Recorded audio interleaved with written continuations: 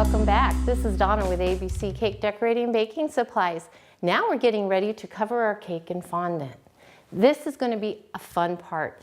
Sometimes you can get a little discouraged, but don't. I'm going to show you a couple different ways to cover your cake, and then just try them out and see which one works best for you. So in order for me to show you some of the different variations, I'm going to cover a fake cake just to demonstrate, and then we'll go ahead and cover a real cake, and then we'll finish doing all our embellishments on that cake. So what I've got here is I've got a 7x4 round circle, and if you're ever wondering, that's what they call dummy cakes. These are what they use in displays and things like that because they don't go bad. First thing I need to do is decide how much fondant am I going to need for my cake. Well, if this is my 7-inch cake and it's 4 inches here and 4 inches there, that's another 8 inches because I need to roll it out enough for 4 inches here and 4 inches here, plus the circumference of the 7 inches on top. Not a lot of math, but what you do, and this is what's nice about this, is if I'm taking this and a 7 is right in between the 8, so I'm just going to move up to the 8. And I need to go out 4. These are inch increments. I go 1, 2, 3, 4. Same on this side, 1, 2, 3, 4. Here it is. It's telling me I need to roll it out to 16 inches. 16 inches for a 7-inch cake. So just keep in mind, if you're going to go a larger cake, whatever the circumference is or the top part of the cake, go by how tall it is. So if it's by 3 inches, you have a 12-inch, you have a 3 and a 3, you're going to have to add another 6 inches to that cake. So that's how much fondant you're going to be working with. Again, like when we were talking about the essentials and what you needed for fondant, you want a nice smooth mat, you don't want any wrinkles in it, you want your surface clean. Because what we're going to do is roll out our fondant, we're going to put it on top of our cake and pull it off, and then I'll just kind of show you how to smooth it out, but that's going to be a technique. The next technique is going to be rolling it up on your rolling pin and then putting it on your cake. So those are two techniques that I'd like to show you, and then we'll apply it to our cake. First thing I need to do, shortening, a nice thin coat, because I want to make sure that everything is covered, because you don't want to go through all of that rolling out your cake fondant and then find out that it's going to stick or that there's something underneath. So always prep your surface. My fondant, I'm going to work it, make sure it's nice and soft. If you're dealing with a large amount or you just don't have the strength in your hands yet, I can always pull some off, work it, and then work this one and then work them together instead of working with one big one. Also, you want to make sure that when you go to roll it out, down here, that there's nothing that's marks on your fondant. So I always come in here and I work it to make it nice and soft. And I kind of put it in a ball and make sure. Now see, these kind of things would show up. Because when I go to roll it, if I'm doing it the other way, these are just going to spread out. So that's where you just want to come in here, take a little bit of time, making sure your surface is prepped, making sure your fondant is right. See, now it's nice and smooth. Again, fondant attracts everything, so make sure you're not over something where the dust is blowing in front of a fan or wearing a fuzzy shirt or anything. And if your hair seems to want to start falling out, then you may want to tie your hair back. So I'm going to roll this out to 16 inches for my little 7-inch cake.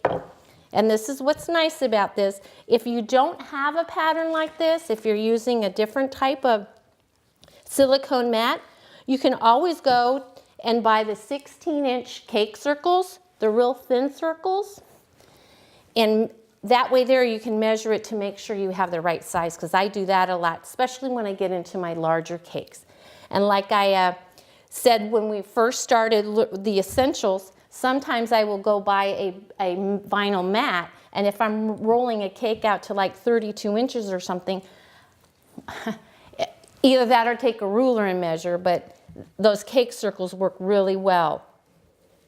So I'm going to roll this out to a 16, and it seems that's a lot of fondant for this little cake.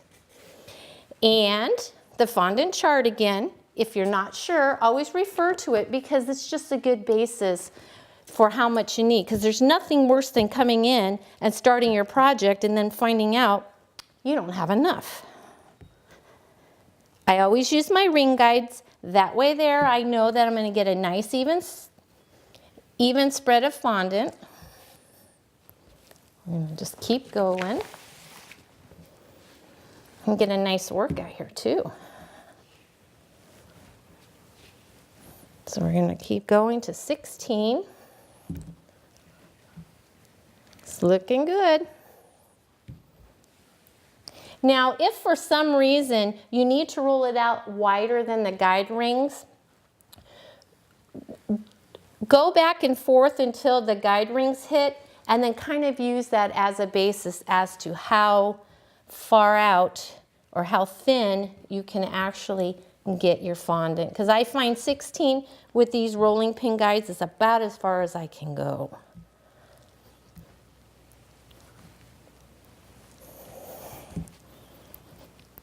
I think we're looking good. Okay, now to see if my surface under here was prepared right or not.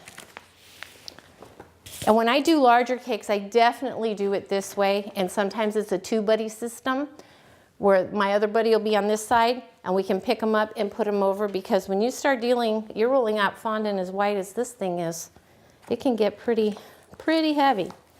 Then we're just going to kind of eyeball it to the center. And what's nice about it, when it's on this, you can pick it up and move it a little bit. So now we have it on here. Now this is how easy it is. Just going to take and pull this away.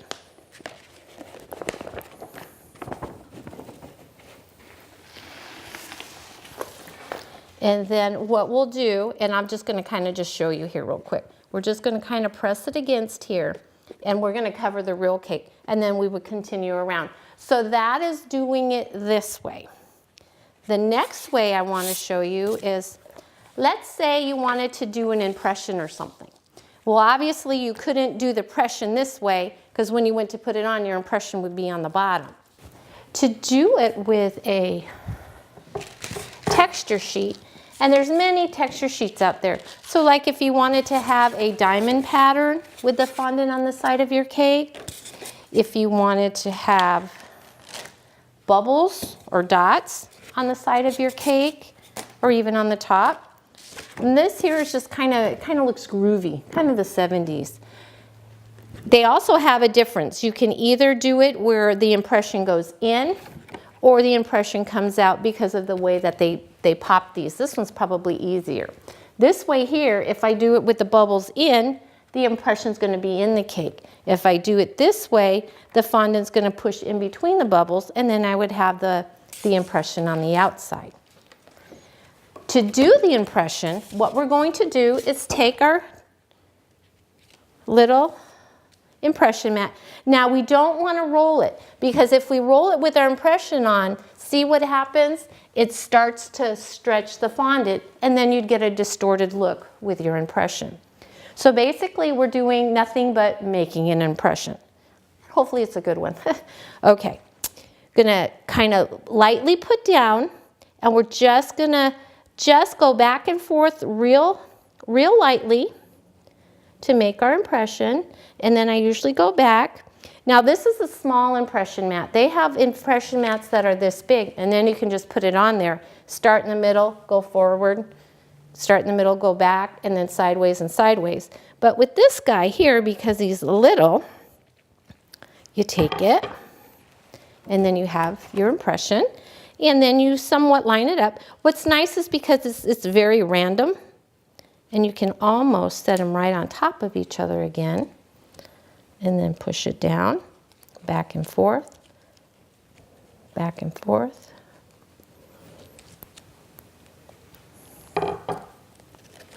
And see, you can start seeing that there's an impression coming in on this. I have my impression all in here. What I want to do, and this is where our dusting puff is going to come in. I'm going to want to puff my rolling pin. Then I'm going to start here. And be careful not to stretch it too much. It may stretch a little bit. And this is where you want to make sure you have the shortening on there so it doesn't stick. And then we're just going to keep puffing the back side of it. And the reason is so when we unroll it onto our cake, it won't stick. Now some people like this option better than the other one, even if it's plain. So like I say, just play with it and see which one works the best for you. And then I think we're good there. Take our cake, and then what we're going to do here, take the rolling pin, come over and place it down. And if you don't get it just right, even if you're icing, you still have icing on your cake, you can lift it up and move it over. And then you've got your impression here on your, and usually if you have powder on it, that's okay. After we're done, you go back with a little soft brush and you can just brush it all off. And then we'll come in here. And then that is where you would cover your cake. We go all around, and I'll show you that on the real cake. But this is how you would go ahead and transfer an impression, okay? Let's get ready to do our real cake now. So what we've got here, and I just did this so you can tell, you don't have to have it iced very pretty at all. You just need to have icing on there because that's going to be the glue to hold the fondant to the cake. Very, very important. Once you're getting ready to cover your cake in fondant, you want to make sure that the fondant board is the same size as the cake. That way there you can pick it up. If you put it on a larger board, when you go to cover your cake, you have this board showing. Now after you've gone through making your fondant board that you covered all nice and pretty, you don't want to see this ugly board sticking out. So you want to make sure you have a board the exact same size, or you could even go a little smaller. Also, if you had it in the refrigerator and your icing kind of crust over, before we put on our fondant, we're going to mist it just a little bit with water so the fondant will stick. Some people will set it down on a flat surface. I have had some classes where I've learned you set it on something and let it fall. I think that stresses my fondant too much, so I do it. This is a nice counter, so I just do it on my nice counter. Then I'm going to take it, flip it over, boop. Then we're going to pull it. Now you want to make sure that when you start working with this, you work with it kind of fast. You don't have to be in a super hurry, but you don't want it to start drying out. Now when you do this, one of the things is you don't want to stretch it. You just want to pull it just a little bit to get it to come. And then all of this right here, you can take a pizza cutter, a cookie cutter, and just cut off some of this excess so it's not so much weight. Then we're going to go around and come around. See how nicely it's laying? They even have what's called a fondant pan. It's slightly domed a little bit so your fondant hangs just a little bit better. And then we're going to come around here. In just a minute I'll pick it up so you can see all of the areas.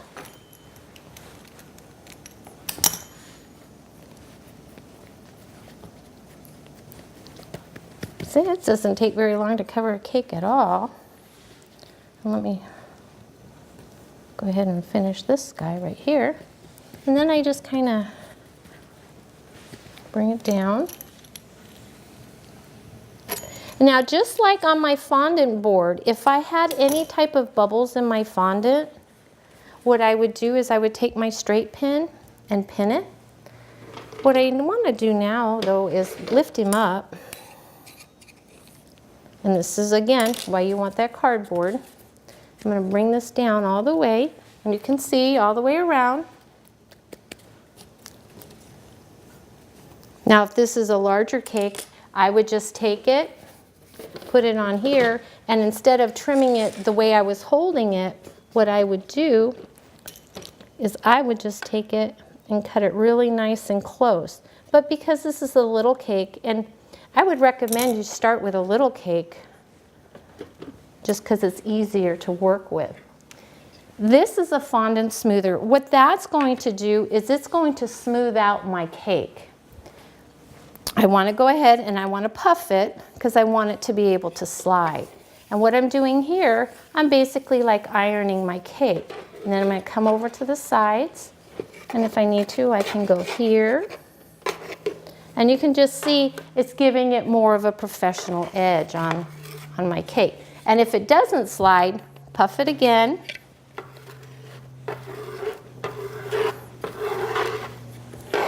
And then like this guy right here, we'll just come back and trim them up a little bit. Boop. And there we are.